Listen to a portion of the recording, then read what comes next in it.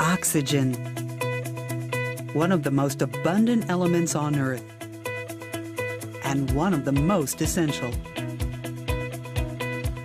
Norman McCombs has spent a career implementing an oxygen separation system, known as pressure swing adsorption, that first began with the treatment of wastewater. Well, Mr. Creedy. I observed that oxygen was being used in some quantity in Midas muffler shops. If anything goes wrong, even if... I sold them on the idea of using my system instead of having containerized oxygen delivered to them, which was costly and somewhat dangerous. At Midas, we install mufflers for a living. The initial system that I built was about 100 pounds.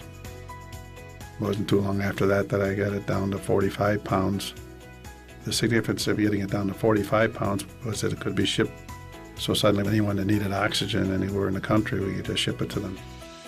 That's when we started to become the predominant oxygen means of supply in the country, or ultimately in the world, rather than cylinder oxygen. McCombs reasoned he could develop a PSA system for medical purposes and personal use at lower cost and with greater safety. I was able to say, well, I'm able to reduce the size of this equipment substantially.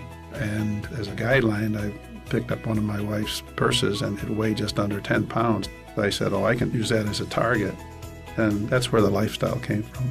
That opened the door.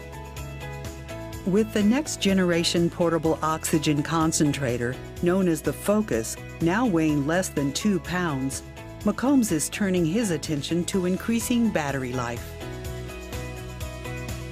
Frankly, when you're doing what you like to do, even though it may be difficult, you look forward and the end result makes it all worthwhile. When I look back, everything has worked out so perfectly.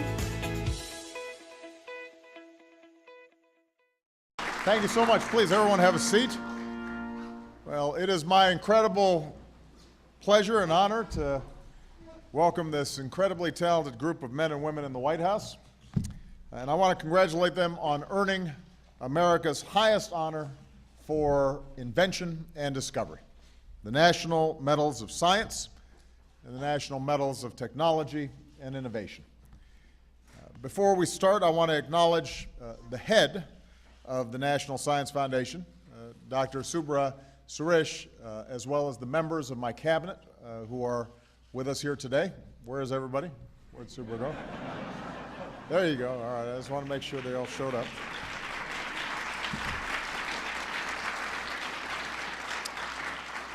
I especially want to thank Secretary Stephen Chu, who announced this morning that he will be leaving the Department of Energy. That will be a loss for us. Steve has been a great friend, a tremendous colleague over the past 4 years, working on a whole range of energy issues, but also designing a cap to plug a hole in the middle of the Gulf of Mexico when nobody else could figure it out. And that's typical of the incredible contributions that he's made to this country. Because of his leadership, this country is further along on the path to energy independence. It's better positioned for the jobs and industries of the future. So, Steve, you have earned more than your fair share of relaxation time, but we are grateful for your extraordinary service. So, thank you.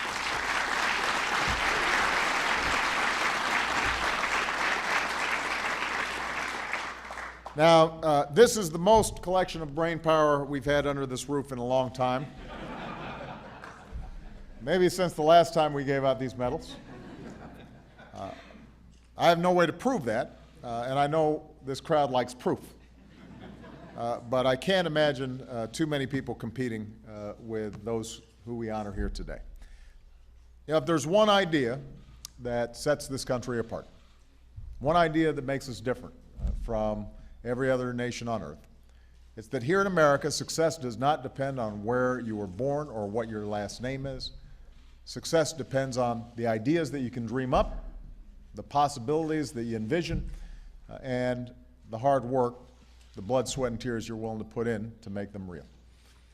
So I want to congratulate these extraordinary Americans once again for all their accomplishments.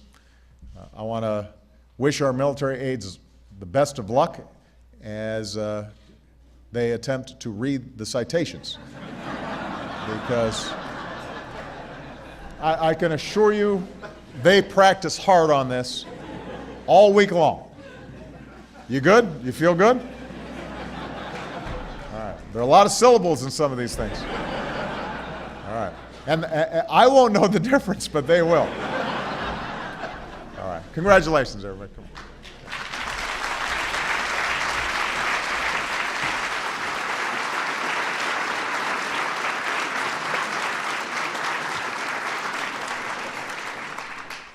Alan J. Bard.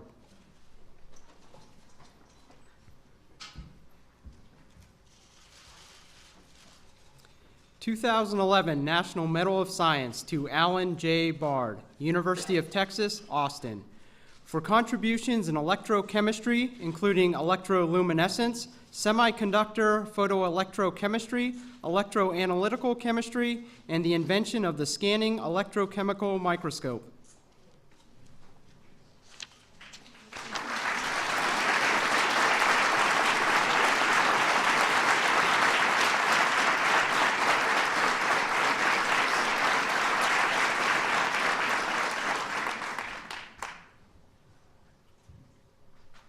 Sylvester James Gates, Jr.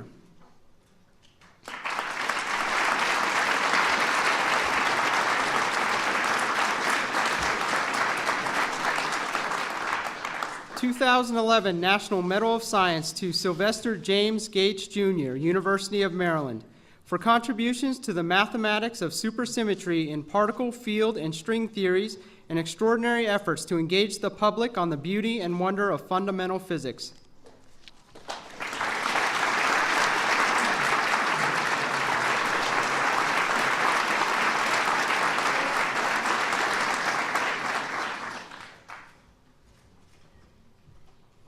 George Carruthers.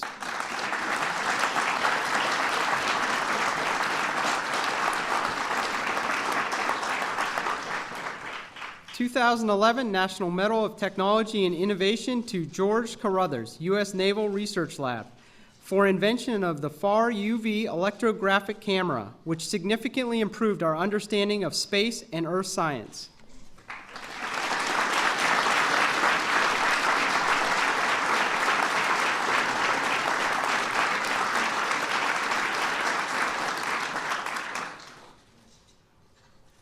Robert Langer.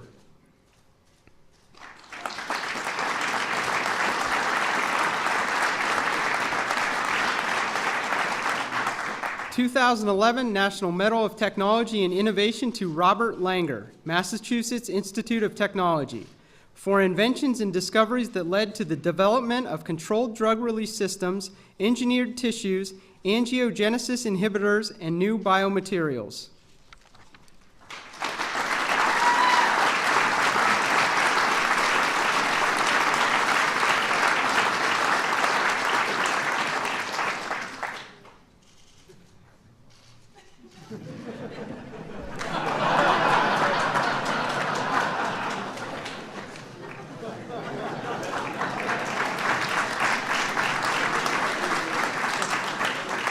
Norman R. McCombs.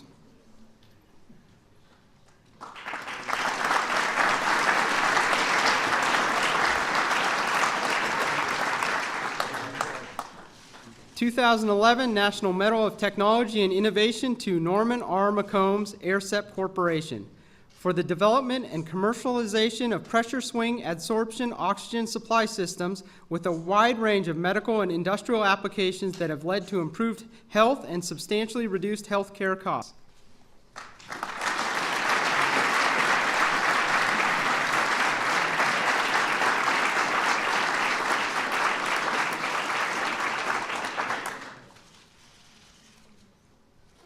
Ghulam A. Payman.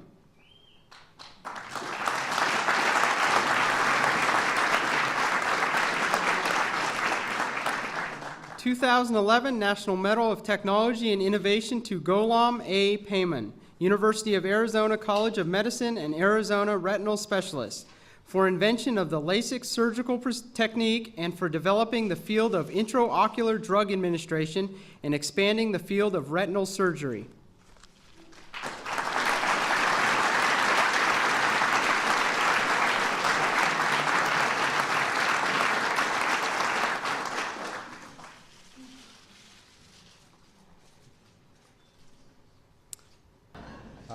Again, I just want to congratulate all the honorees here today. Can everybody please give them one more big round of applause?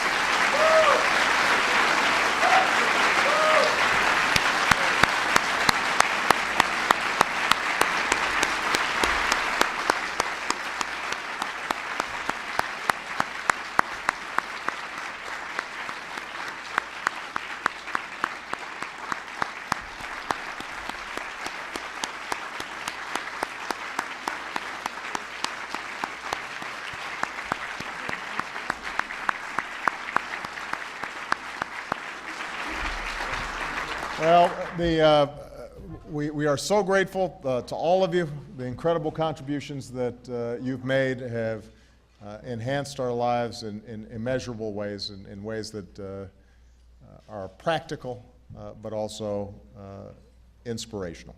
And so we know that you are going to continue to inspire and, in many cases, teach the next generation of inventors and scientists who will discover things that we can't even dream of at this point. So thank you so much for everything that you've done. I hope that all of you enjoy this wonderful reception. Feel free to party here. This looks like a somewhat wild crowd. So just remember there are Secret Service here if you guys get out of hand. So thank you very much, everybody.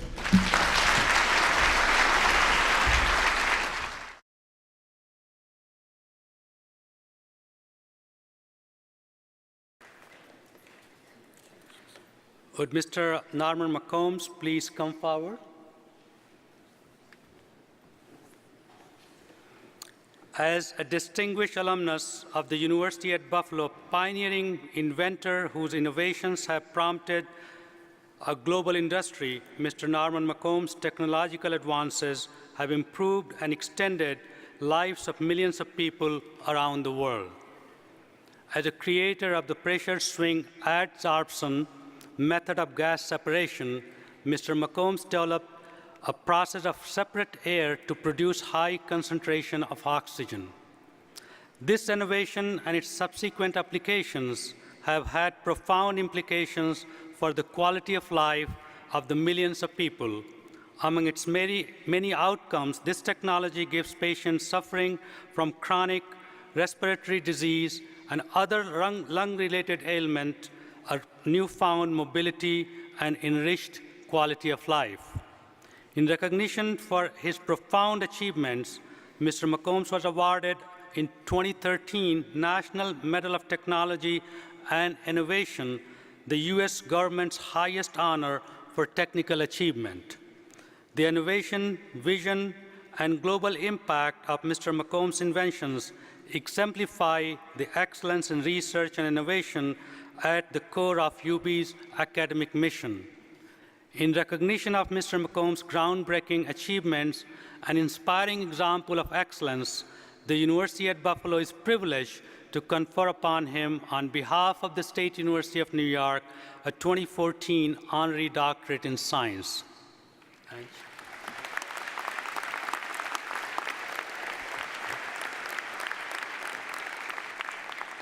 By the authority of the trustees and the chancellor of the State University of New York and the council and the faculty of the University at Buffalo, I now confer upon Mr. Norman R. McCombs the degree of Doctor of Science honoris causa, with all of the rights and privileges thereto pertaining. In token thereof, I present this diploma and direct that he be vested with the hood appropriate to that degree.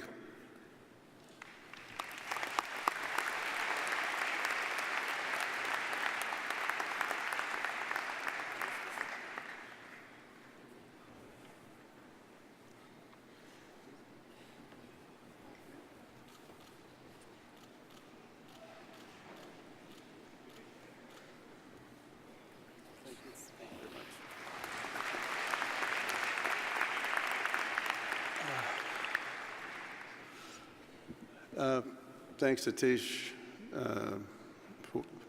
State of New York, Liesel, Mike, the people that have supported me in this. I have a good friend of mine who, in this event, I know he'd be saying, his name was Tony, he'd be saying, fantastic, you know, and that's the way I feel about this moment. Okay? If you turn the clock back about 77 years, you find that I was born about a couple miles over in that direction in a house my father built on Woodcrest Drive. This area had the remnants of apple orchard, pears, sumac, stream running through it. It was my hood, so to speak. That's appropriate, right? So, yeah. Okay. So you're in my hood. So if you look back and you would see, you envision these orchards and this wonderful, very rural area, which was once all farmland. If you could also picture this little boy coming through the field, maybe walking right through here, most likely with a flannel shirt and bib dungarees, probably bare feet,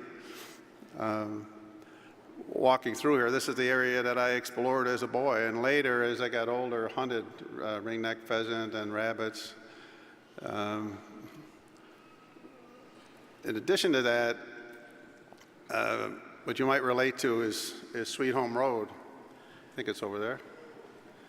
When I was a boy, it was called Home Sweet Home Road, and they changed it along the way. And one of my first real great adventures was to take my sister's bike when I was 6 or 7 years old and just head north toward Ellicott Creek. And I can still remember that Sweet Home Road at the time was like 1.5 lanes and only partially paved.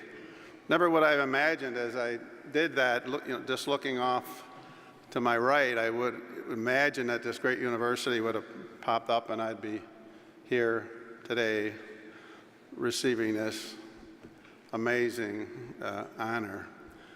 It's a graduation for me as well, as other gentlemen mentioned about the problems in the 70s. When I graduated, the ceremony was held in Kleinhans Music Hall.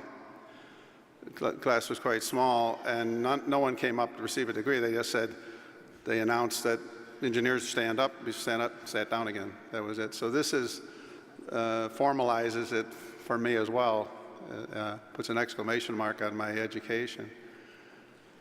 So it's a fantastic honor.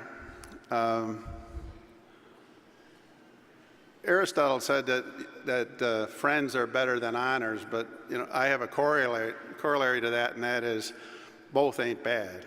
Right? So, and I'm honored today to have many of my friends here, and my best friend and partner and wife for the last 59 years, Grace.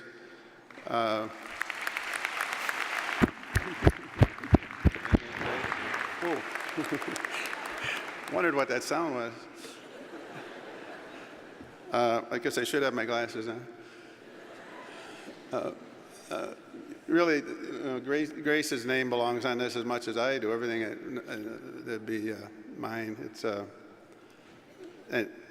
everything I've done or perhaps have done would have no meaning without her. Her name's not on there, but it does adorn a square on the campus here. If you've ever seen Grace Plaza over by Davis and Furnace there, that's my Grace, named after her. Okay. So again, it's these gentlemen, it's hard to follow them actually, but I wish you all the very best in life, in your career.